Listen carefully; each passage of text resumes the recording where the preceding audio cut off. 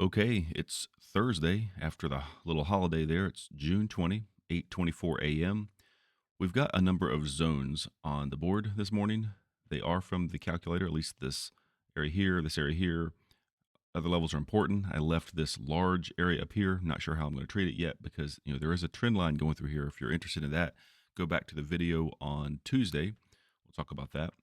So they've come up. It looks like they've gapped above 550 early this morning, 4 a.m. or so Eastern, and they're kind of back down in this zone currently at 550.13. Had a little shimmy at 8 o'clock a.m., and now they're right in the middle of this. So if they open in the middle of this zone, I'm not sure what I'm going to do exactly. It really depends on other variables, what's happening in real time at 9:30 to 9:45 in the morning, other indexes I track.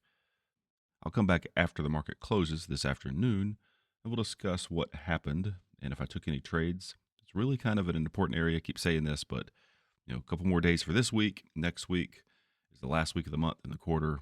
Very important timing. Where kind of the timing is very ripe for something to happen, and we could spike up a lot higher. We could drop down, but they're kind of on a knife's edge in a manner of speaking, to where they might have to make a decision soon. Probably keep bringing this up until the end of the month. Whatever happens, we'll be here to talk about it after the fact, and I'm just making a few kind of predictions. I don't want to use that word really, but based on my process, the levels that I have tend to work more often than not in a normal market. So if we're approaching like abnormal market behavior, then, all bets are off. But that will become apparent if and when it happens. We'll see after the market closes. Thanks. Pretty good day today. 4 levels were hit, but you have to think of these as a zone. So price came up into this zone. You can scale in. I end up getting 2 contracts short. A bounce at this level, pretty precise. That was pretty typical. And then this zone down here, same thing, scale in. I just bought right in the middle. Just want you to kind of just soak this in and understand that before the opening bell, these were on the board. And if you traded them, there's no reason you couldn't have made money. In fact, I did get an email with a screenshot of a trade that was taken today by a viewer, a trader, and he did a pretty good job because he trailed this all the way down. He set a target. He was short 2 and set a target, and the final target was here. So he got out of one contract and then got out of the last contract. So that's pretty good if you can do it. I'd like to take the base hits. Of course, we will look at the trades in the log, but first, let's jump into the live recordings for the day. Before I start rolling this, just notice that I jumped in a little early. Like when this recording starts, I was in a trade before I started the recordings. I'm already short 1, just got in this trade before I had everything set up. And so just watch what happens. I'm short 1 already, right before 9:45, and they went up and filled me again. So ultimately I ended up getting 2 contracts, as I explained already. We'll move ahead so this will go by faster. So I'm short 2, and I just let it come down and took a base hit off all at once right there.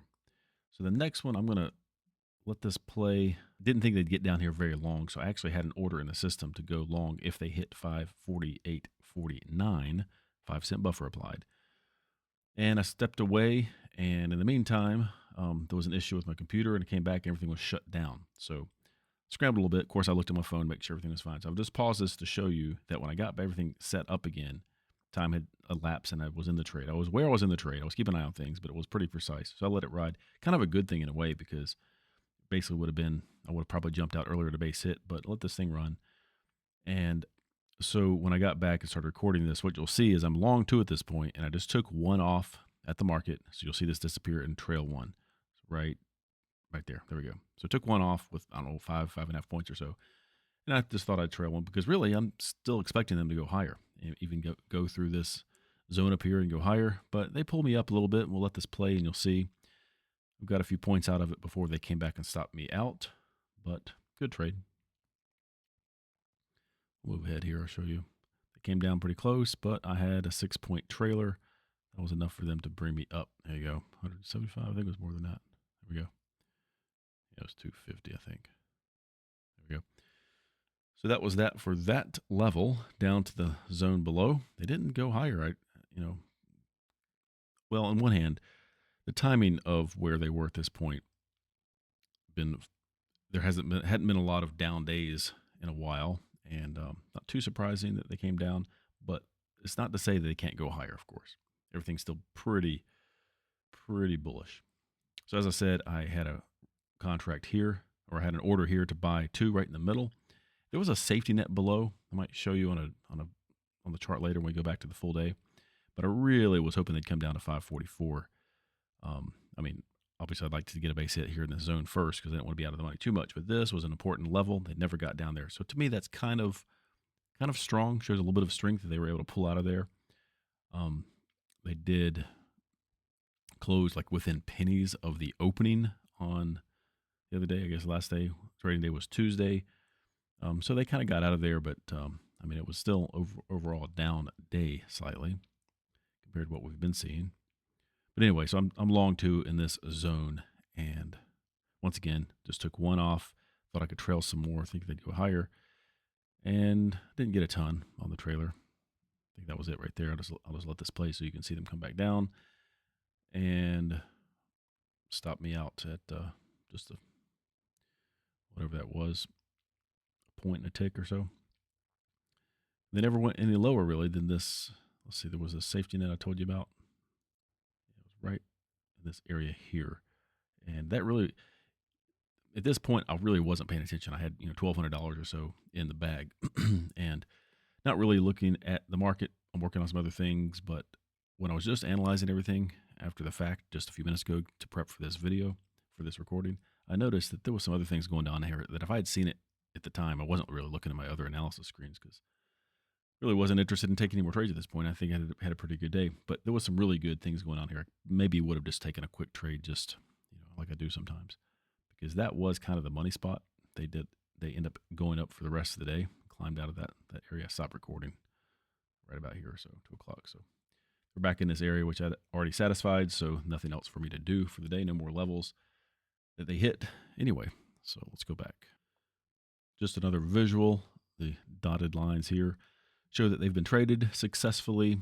And like I mentioned earlier, at least I got some feedback earlier about a trade that was taken in this area right after the market opened. And, those of you who've been watching this for a while, these trades that I take and have had the levels in the morning provided, I'm curious if you're experimenting with them and what your success has been. If you'd like to comment on that or provide any feedback, I would like to know. I mean, if you're doing them right, you should be making money. There's no way you should be making money. I mean, you're not going to get every single trade. Sometimes a level doesn't work, but it's the minority of the time. Anyway, enough of that. I guess you've probably seen enough. We'll jump to the tracking log and wrap this up. Not a ton of difference. If you're playing by the rules, you could have got a base hit anywhere within that zone at the top, base hit on the level below, and a base hit within the zone on the bottom. So 12 points. You could have gotten more, obviously, if you had traded every single level. It could have been like, say, 16 points, because the 2 levels at the bottom, if you recall that zone, I just bought in the middle. A lot of times I'll like to buy a couple times in the middle. So if you were trading every single level independently, you would have at least had 16 points, maybe a trailer. But just to point out something here. So playing by the rules is treating each level independently, or just like a zone as a level. It didn't take very long to pull 12 points out of the market. 3 levels were traded, and they produced base hits pretty quickly. And I just held on with trailers and really didn't get a lot more. It was 12.25 points. It was 12.25 before commissions, because each of the trades I had ultimately was 2 contracts in the position before I took profit. So anyway, not a bad day. And once again, tomorrow, another week. They've got some decisions to make, and then one more week. And I'm going to keep an eye on things. If things start getting kind of hairy, then I'm going to scale back a little bit and be more conservative. But I don't mind trading 1, 2, maybe even 3 contracts if I feel really good about a level. But if they start moving big, I don't want to be caught in some trapdoor scenario. But thanks for watching again and subscribing to this channel and supporting the video. I appreciate the feedback and the support that I'm getting thus far, and I hope you're learning things. And we'll come back tomorrow and do this again. See you then.